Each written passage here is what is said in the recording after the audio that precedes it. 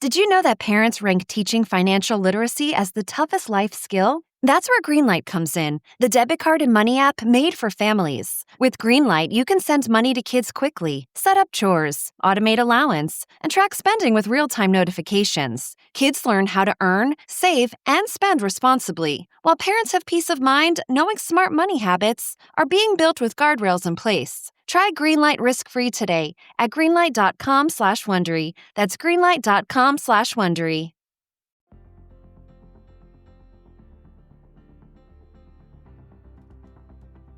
There's a moment, usually late at night, sometimes closer to midnight than I'd like to admit, when the house finally goes quiet.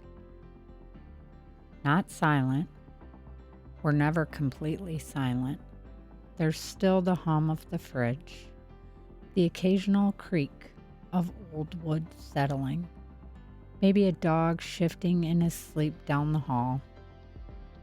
But still enough to hear your own thoughts again. And that's when it hits you. Not the exhaustion, though that's definitely there. Not the mess, Lord knows that's there too. Not even the noise that lived in these walls all day. The yelling, the laughter, the crying, the chaos. No. What hits you in those quiet moments is the gratitude. Because this noise, this beautiful, overwhelming, sometimes suffocating loudness, this is the sound of your safe place breathing. Yeah, even that. Even the interruptions. Even the one who just had to get water right now. Even the one who can't sleep without telling you one more thing. Because one day, the house really will be quiet, and you'll miss the noise. But we'll get to that. Welcome to We Are the Hansons, the podcast where real life is messy, love is loud, and family is everything we never knew we needed. I'm Maya Hanson, and today's episode is called Why Family is Our Safe Place, Even When It's Loud.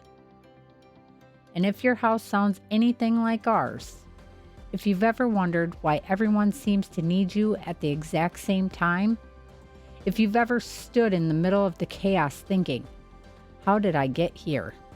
Then this one's for you. Because today we're talking about the beautiful contradiction of family life. The way home can feel like the loudest, most overwhelming place on earth, and somehow still be exactly where you need to be. Let's dive in. Let me paint you a picture. It's 7:23 in the morning, which means you've already been up for an hour, maybe 2 if you count the kid who crawled into bed at 5 a.m. because of a bad dream. You're standing in the kitchen, coffee in hand, barely, because someone just asked you where their shoes are for the 3rd time. Someone else is already eating something they're definitely not supposed to have before breakfast. Are you eating Halloween candy? It's January. There's arguing over who touched who first, who looked at who wrong, who breathed too loud in the other one's direction. The dog needs to go out. The cat knocks something off the counter. Someone's crying because their socks feel weird. And somewhere in the middle of it all, you're standing there with your lukewarm coffee thinking, how is it already this loud before 8 in the morning? But here's the thing, and I need you to really hear this. That noise, that specific, chaotic, beautiful noise, that's the sound of home. We think of home as a place of peace, and it is, just not always the way we imagined. Because silence, real silence, doesn't always mean peace. Sometimes it means loneliness. Sometimes it means absence. Sometimes it means something's missing. I've been in quiet houses before. Houses where every footstep echoes. Where you can hear yourself breathe. Where the only sound is the clock ticking on the wall, reminding you that you're alone with time. Those houses are heavy. They feel empty. And I'll take loud over empty every single time. Because the loud, the chaos, the noise that makes you want to lock yourself in a bathroom just for 60 seconds of silence, that's life happening. That's your people needing you, wanting you, trusting that you're their safe place too. The noise means someone's home. The mess means someone's living here. The chaos means you're needed. And yeah, it's overwhelming. Yeah, it's exhausting. Yeah, some days you want to run away to a hotel room and just breathe. But that noise, that's the sound of your life, and it's beautiful, even when it doesn't feel like it. I remember visiting a friend's house once. Beautiful place, spotless, everything in place. But it was quiet, like eerie quiet. Their kids had grown up and moved out years ago. And as we sat there sipping coffee in her immaculate kitchen, she looked at me and said something I'll never forget. I would give anything to have sticky handprints on my windows again. She wasn't being sentimental. She was being honest. Because the quiet she had now, it wasn't the peaceful kind. It was the kind that reminded her of what used to fill it. Laughter, running footsteps, voices calling out, the sound of being needed. So when you're standing in your kitchen tomorrow morning, when the chaos is swirling around you, when you can't hear yourself think, remember, this is what peace actually sounds like. Not silence, but fullness. Okay, real talk. Sometimes the loud doesn't feel warm. Sometimes it doesn't feel like a blessing. Sometimes it feels like it's crawling under your skin and you can't make it stop. You know those days where every sound is just too much?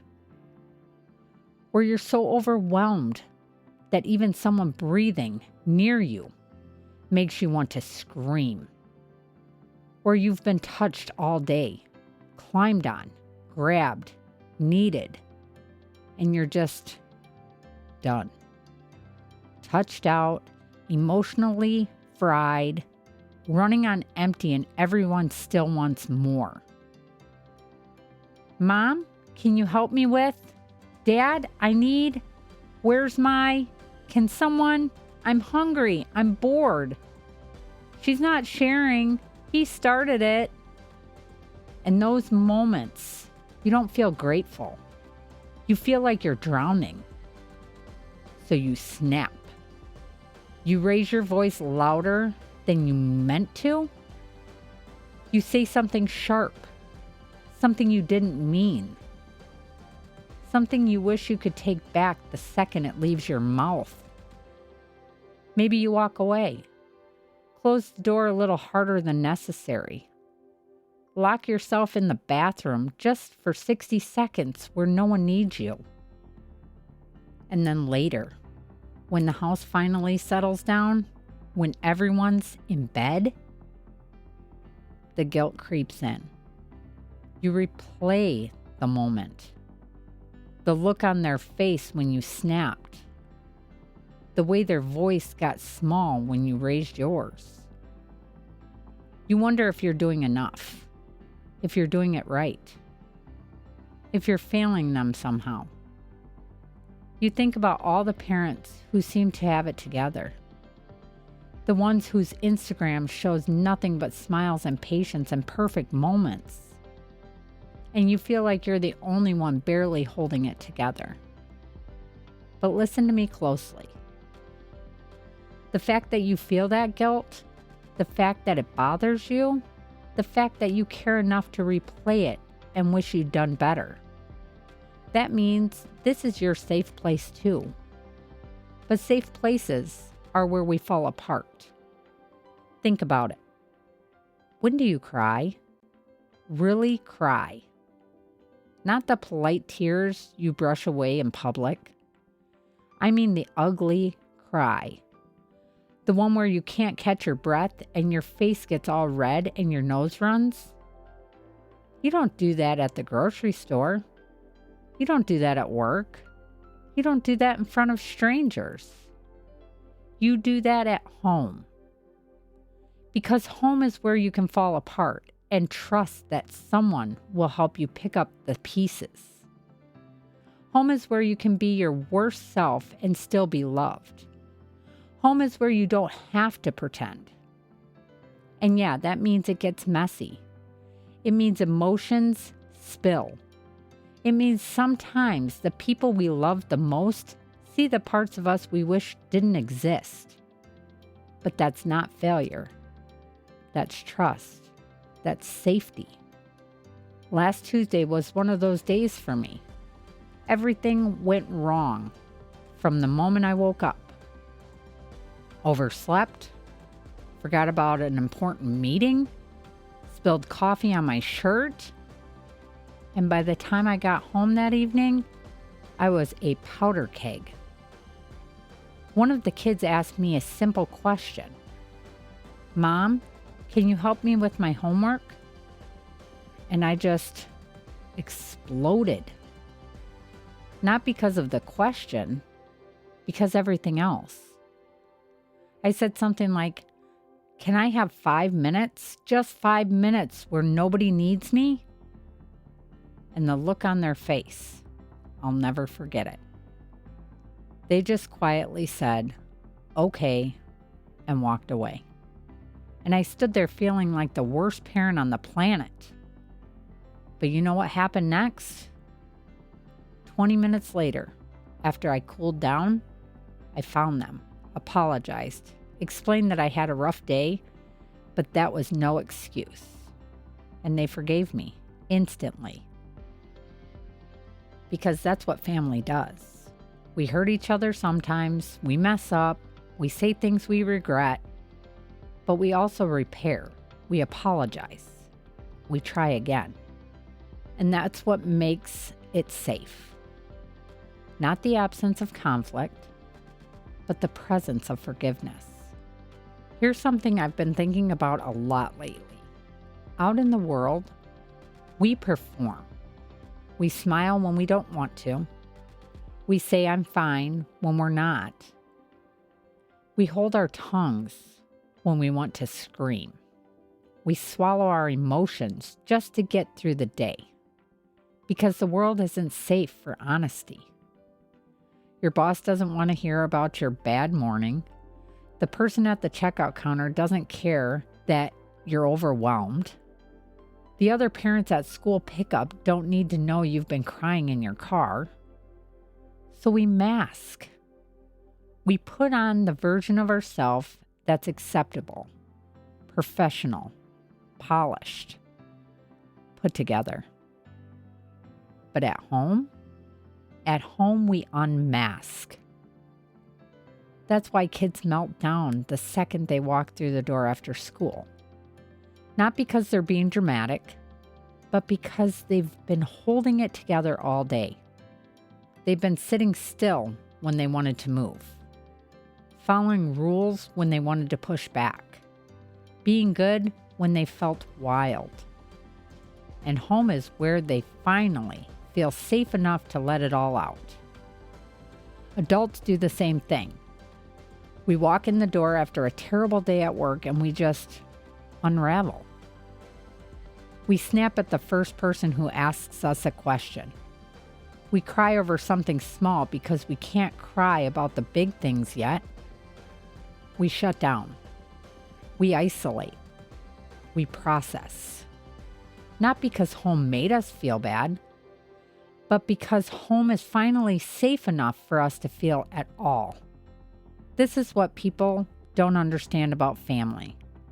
They see the fighting, the raised voices, the slammed doors, the tears, and they think it's broken.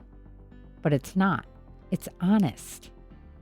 Family is where we stop pretending, where we show up as our messy, complicated, contradictory selves and trust that we'll still be loved. That's the whole point. You can't build a real relationship with a mask on. You can't create real intimacy while performing. You can't love someone fully without showing them who you really are. And yeah, that means they see the ugly parts, the impatient parts, the selfish parts, the parts we're still working on. But they also see the real parts, the brave parts, the parts that try even when it's hard, the parts that apologize, that grow, that keep showing up. I grew up in a house where emotions weren't really allowed. You don't cry, you don't get angry, you don't make a scene. Everything was calm, controlled, quiet, and it was miserable because I learned to hide, to stuff everything down, to pretend I was fine when I wasn't. And when I started my own family, I knew I wanted something different. I wanted a home where feelings were allowed, where you could be angry without being punished for it, where you could cry without being told to toughen up, where you could be yourself without fear of rejection. And let me tell you, creating that kind of home is hard because it means sitting with uncomfortable emotions. It means not shutting down when someone's upset. It means teaching kids how to express themselves instead of just demanding they be quiet. But it's worth it. Because now when my kids are upset, they don't hide. They come to me. They know it's safe. And that's everything. Home is where we practice being human, imperfect, emotional, real. And that's exactly what makes it safe. You ever notice how fast things can flip in a family? Like 1 minute, someone's furious, someone's crying, someone's stomping down the hallway yelling, "I hate this family." And 5 minutes later, everyone's laughing over something completely ridiculous. That's family. Last week, one of my kids had an absolute meltdown, and I mean meltdown, over socks. The socks felt weird, which apparently was my fault. There were tears. There was yelling. There was a sock thrown across the room. And I'm standing there thinking, we're really doing this over socks? 10 minutes later, we're both laughing because we realized the sock was just inside out. That's the thing about family. We fight hard. We feel everything intensely. But we also forgive fast because the foundation is solid. See, when you know someone loves you, really loves you, you can get mad at them without being scared they'll leave. You can have a bad moment without it defying the relationship. You can mess up without fear that it's over. That's what makes family different from every other relationship. With most people, we're careful. We guard our words. We worry about saying the wrong thing or showing too much emotion. But with family, we know we're safe enough to be messy. And yeah, that means we're going to fight sometimes, that we're going to hurt each other's feelings. We're going to say things we regret, but we're also going to apologize. We're going to work through it. We're going to laugh about it later. Some of my favorite family memories are the ones that came right after the hard moments. The way we all pile on the couch after a disagreement and just exist together. The inside jokes that were born from complete disaster. The stories we tell now that start with, remember when we all lost our minds over. The laughter after the storm hits different. It's relief. It's connection. It's proof that we can weather anything together.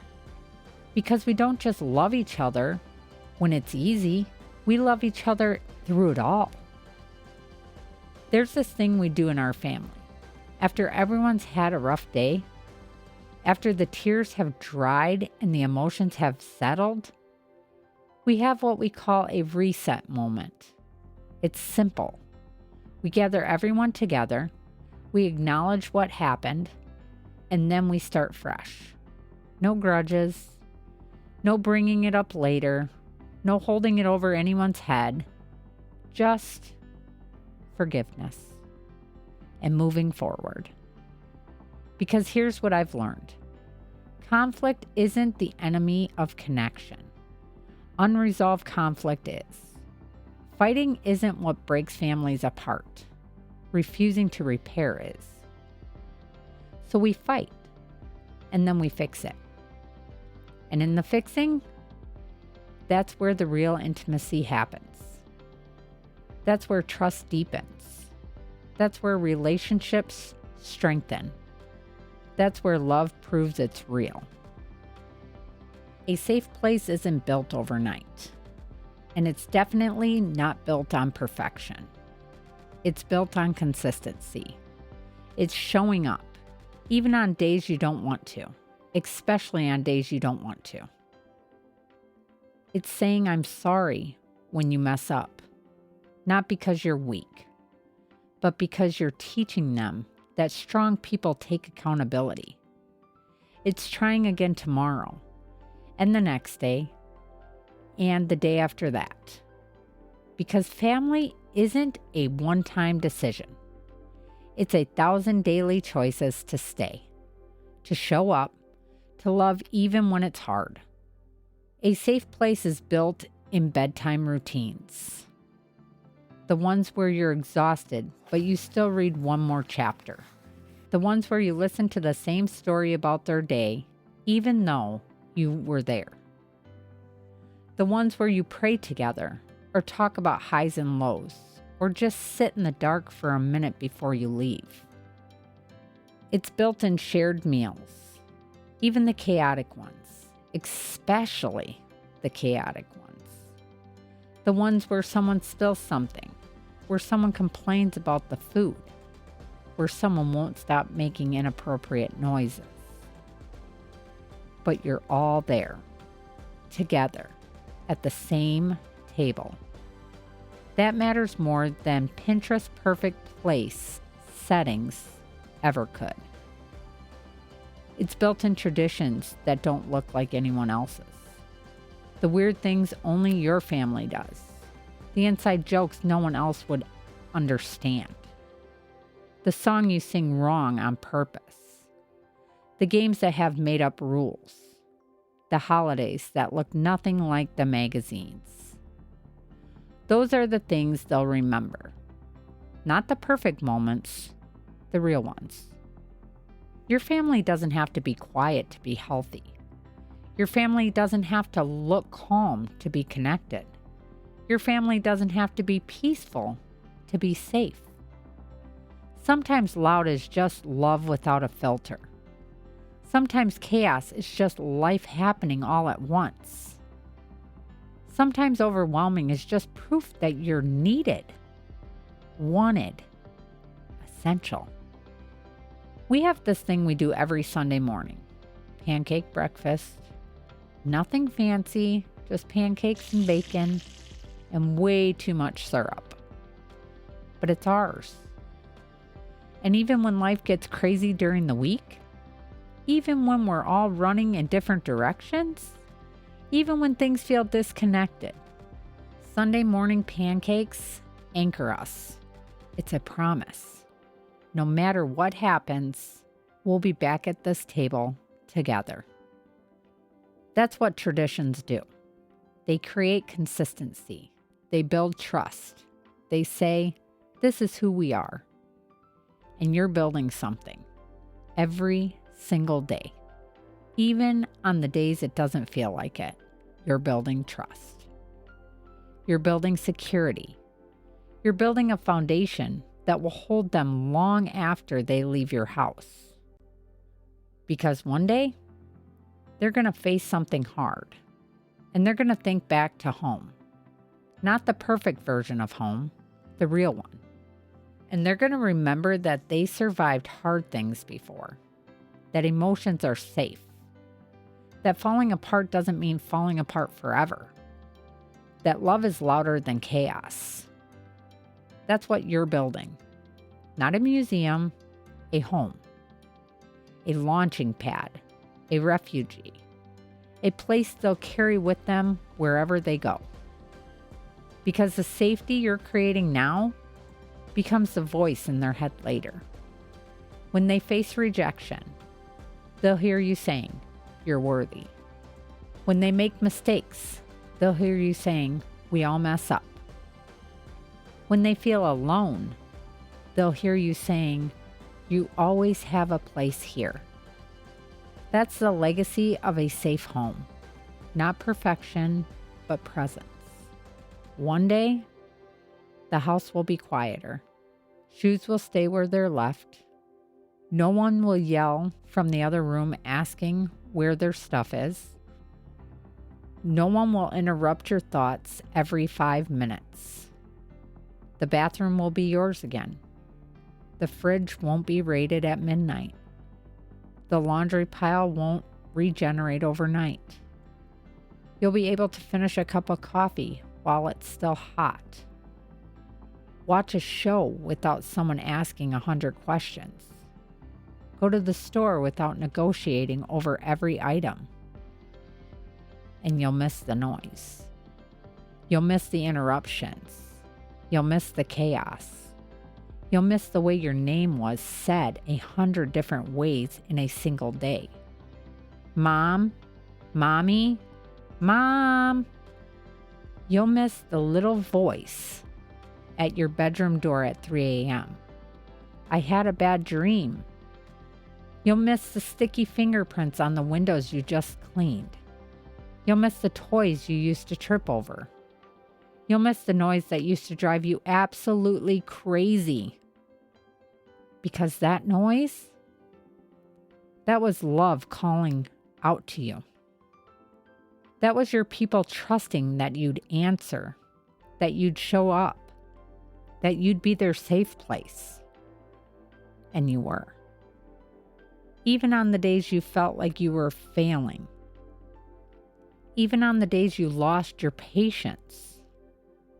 Even on the days you locked yourself in the bathroom just to breathe. You were still their safe place. My oldest is getting ready to leave for college soon. And I find myself doing this thing where I just listen to the sounds of the house. Their footsteps coming down the stairs, their voice calling out asking what's for dinner, the sound of their laughter with their siblings. Because I know these sounds won't fill the house forever, and it's already breaking my heart. So if you're in the thick of it right now, if your house is loud and chaotic and overwhelming, take a breath. Look around. This is it. This is the life you prayed for.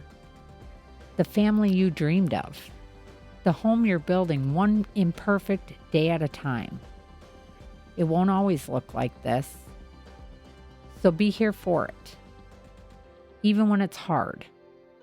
Especially when it's hard. Because this noise, this beautiful, overwhelming, exhausting noise, this is the soundtrack of your life. And one day, you'll give anything to hear it again. So tonight, when your house is loud and you're tired and you just want 5 minutes of silence, remember, you're standing in your safe place. Not because it's perfect, not because it's peaceful, not because it looks like anyone else's, but because it's real, because it's yours, because it's filled with people who trust you enough to be their full selves. Even the loud parts, especially the loud parts. From our loud, imperfect, love-filled, beautiful chaos of a family to yours, this is We Are the Hansons. Thanks for being here, and we'll see you next time. But before I go, we've got something special for you. You know what makes a house feel like home? The smell of cookies baking.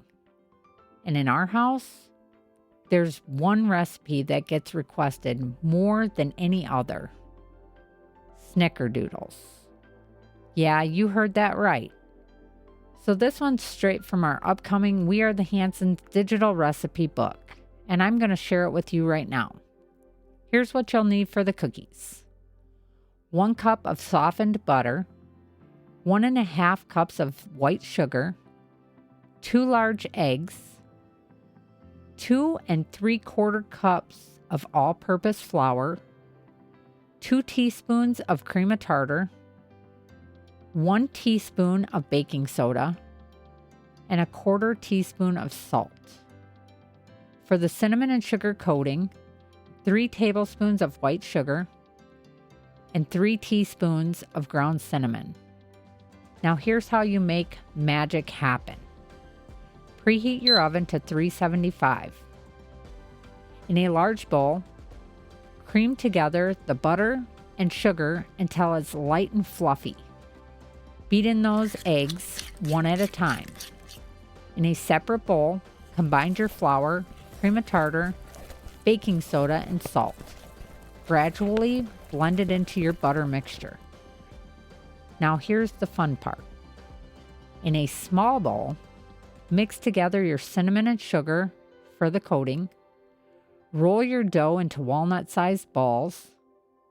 We're talking about 2 tablespoons of dough per cookie. Roll each ball in that cinnamon sugar mixture until it's completely coated. Place them on an ungreased cookie sheet about 2 inches apart. Bake for 8 to 10 minutes. You want them just until the edges start to turn golden. Don't overbake them. Trust me on this. The center should still look slightly soft when you pull them out.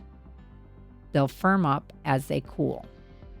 Let them cool on the baking sheet for about 2 minutes, then transfer them to a wire rack. And here's the secret our family's learned over the years. These cookies are best when they're still slightly warm. When the outside is crispy with that cinnamon sugar coating, and the inside is soft and chewy. Pour yourself a glass of cold milk, grab a cookie, gather your people, and enjoy the moment. Because that's what it's all about, right? Creating memories, building traditions, making your home smell like love. This recipe comes from our hearts to yours. Straight from We Are the Hansons kitchen. Try it with your family, make it your own. Add your own twist. And when you do, tag us on social media. We want to see your creations.